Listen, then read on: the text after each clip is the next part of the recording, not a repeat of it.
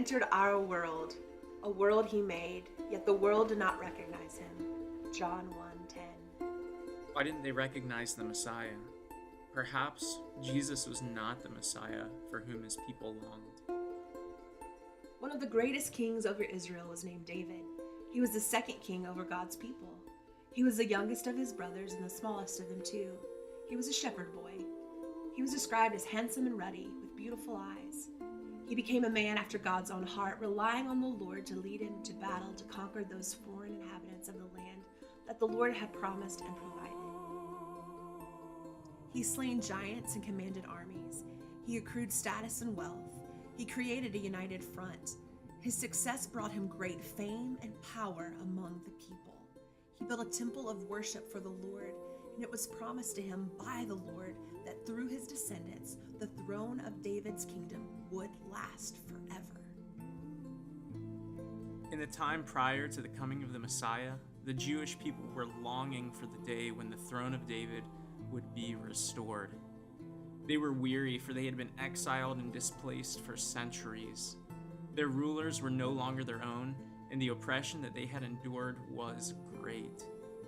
They believed, according to God's promise, that the Messiah would be a king like David, fighting from a place of power to supplant the false rulers of Israel.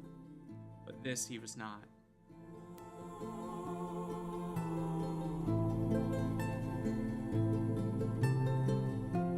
The people of Jesus' day, even his later disciples, expected the Messiah to be like King David in all the wrong ways. Simon the Zealot and Judas Iscariot were part of an underground political sect that expected Jesus to conquer through violent revolution, believing that the resulting political gain would justify the coercive means. This is how kings take power. King David, God's anointed king of Israel, proved his position in the test of battle against Israel's greatest enemy.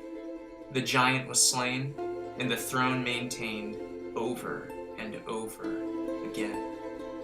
While in Bethlehem, she went into labor and gave birth to her firstborn son. She wrapped the baby in a blanket and laid him in a feeding trough, because the inn had no room for them. Luke 2:6-7. But Jesus and David did have something in common as well. David was an unexpected king. He was just a boy looking after sheep. He was weak. He had never been prepared to fight in a battle. The people did not recognize him until he took power.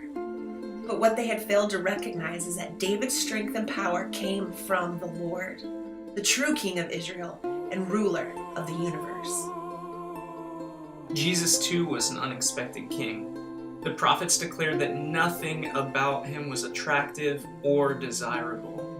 His coronation took place in a feeding trough, and his rule was made evident in his death on a cross and in the establishment of his church. He had no mansion or earthly throne. Instead, his birth in a barn among the lowly shepherds and the poor ones living on the fringes of the empire reminds us that God's rule is most evident in the places neglected by the masses. Today, the church is where Jesus continues to make his reign evident in the world. But if we're not careful, we may miss out.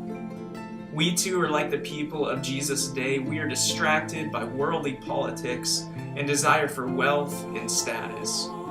We pursue life, liberty, and happiness in ways that contradict the freedom that comes with our calling to follow a peasant Messiah and becoming a slave to all people. We too ignore the places of empire that are less desirable.